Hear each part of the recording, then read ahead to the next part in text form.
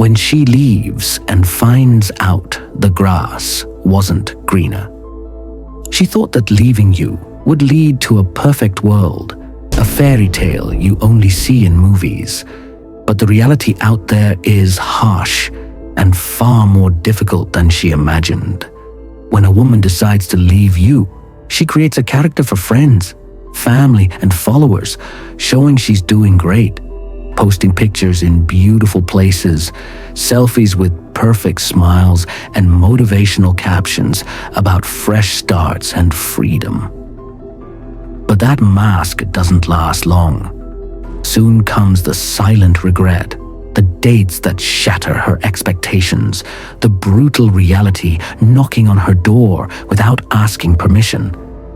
And the worst part, she can't admit this publicly because it would destroy the entire narrative she built about living her best life. The raw truth that nobody tells her is that out there are men who just want to use her, who want her body for just one night, who play the nice guy during dinner. But the next morning, after getting what they wanted, they simply disappear to avoid the responsibility of any real involvement. Many don't want women with children, don't want emotional baggage, don't want complications.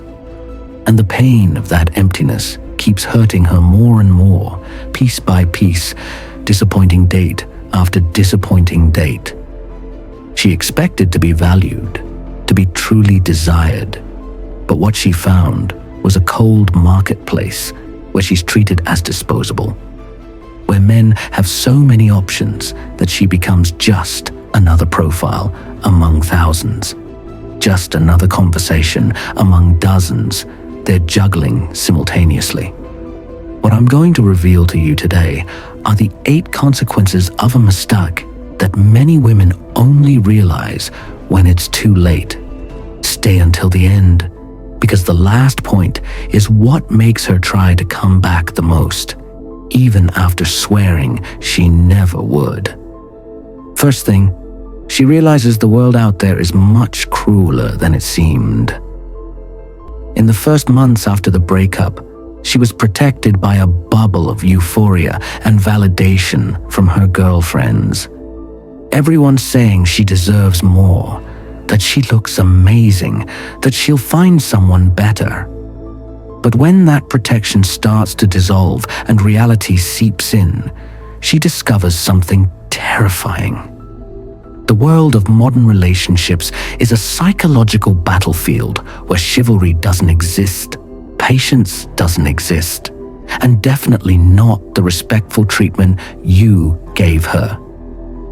The men she meets don't ask about her day, don't remember small details, don't make plans thinking about her. The cruelty of the marketplace isn't just in the ghosting and empty conversations. It's in the generalized emotional indifference that permeates everything. She expected to be treated as special, as unique, but discovers she's just one more among hundreds of women competing for the attention of men who have too many options and too little emotional investment. Second thing, she discovers that most men just want sex, not commitment. Here's a biological and social truth that few have the courage to admit. High-value men with abundant options are in no rush whatsoever to commit to a woman who comes with emotional baggage, kids, or the mark of divorce. And dating apps have amplified this exponentially, creating a market where supply brutally exceeds demand. She thought she was entering a world full of men desperate for a serious relationship. But what she found was an ocean of guys who learned exactly what to say to get what they want. They talk about connection, about wanting something real, about looking for the right person, but their actions tell a completely different story. With each date that ends without a text the next day, with each promise of, let's see each other again, that never materializes, with each, let's take it slow, she hears, reality becomes clearer and more painful. These men don't want to build anything lasting. They just want to consume experiences and move on to the next one. Third thing, she realizes nobody truly cares about how she feels. Remember all those times she came home stressed and vented to you, and you actually listened? Those late-night conversations where she shared her deepest fears, her insecurities, her dreams. Those moments where you held her hand during anxiety attacks and said everything was okay, that you'd get through it together. That's over. In the world of casual and superficial relationships she entered, emotional vulnerability isn't seen as intimacy. It's seen as weight, as unnecessary drama, as something to be avoided at all costs. The guys she's meeting have no patience or interest in emotional depth. They want the fun, light, uncomplicated version of her. And here's the psychological blow that destroys her slowly. She discovers that the genuine emotional support you offered wasn't something common or guaranteed. It was extremely rare. Most men won't hold her hand when she's anxious, won't truly ask how she's feeling, won't create that safe space where she can be completely authentic without judgment. Fourth thing, she starts being treated as an option, not as a priority. Remember when you'd cancel plans with friends to be with her when she needed you? When you'd plan the entire weekend around her because she was your number one priority? When you'd drop everything to help her with something important? That's gone forever. Now she's competing for basic attention from men who have 3, 4, 5 other conversations happening simultaneously on WhatsApp.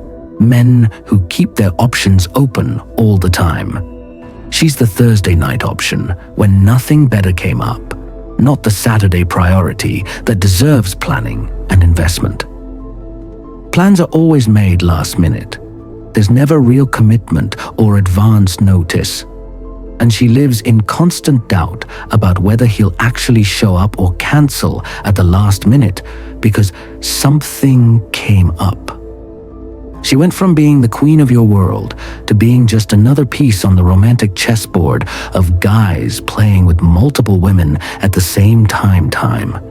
And this drop in value corrodes her from the inside. Fifth thing, she feels the weight of loneliness in the moment she needs support most.